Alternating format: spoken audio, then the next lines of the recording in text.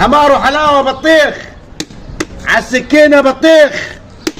احسن بطيخه ب 50 جنيه زي ما توزن. كلوا هاتي من بطيخ سمير الحمادي.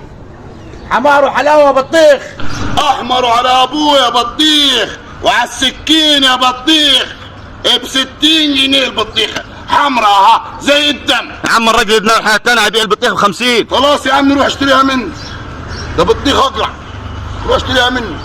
كام البطيخ يا معلم؟ 50 جنيه.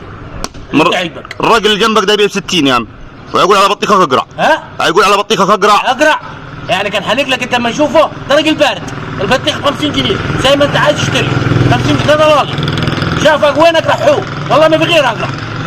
خد يا غالي بالهنا والشفا، حمرا زي الدم. ابقرميل الطير يا مدلدل، ابقرميل الطير او قليه. با يا سيد، ده باع شفورين من الصبح وانا قاعد زي ما انا. لا لا لا، لازم نروح نتفق معاه العنق المدلدل ده. لا انا والشفا حبيبي روح. زي حال ابو عمو. مرحبا. هالوضع ده صراحه مش هينفع، احنا لازم نتفقون على سعر. انت عمال تبيع وانا زي ما انا مش هنبيع. طب ما تبيع زي الناس انت؟ ما تبيع زي الناس؟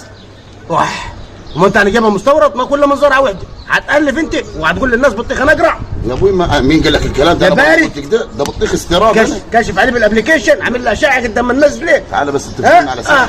البطيخ حمرا زي الدم. يا ابوي ما انا شايفها زي الدم، امال شايفها ايه؟ تعال نتفقوا بس على سعر. خلي كلنا ناكلوا عيش. طب وما نتفقوا على سعر؟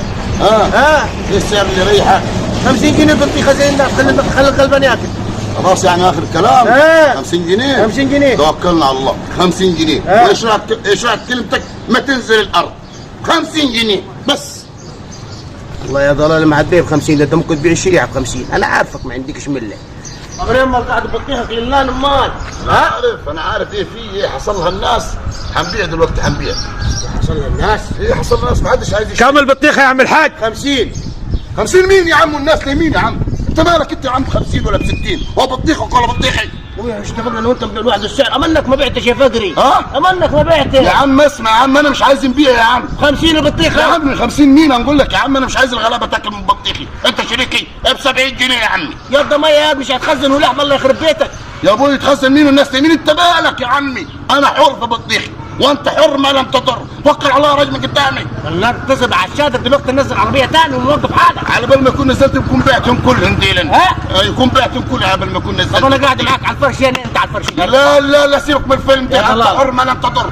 بطيخ وانا حر. 50 جنيه البطيخه يا اولاد. 50 مين؟ 50 جنيه البطيخه يا شباب. يا راجل ريح يا راجل. 50 يا اولاد. 50 جنيه يا اولاد البطيخه.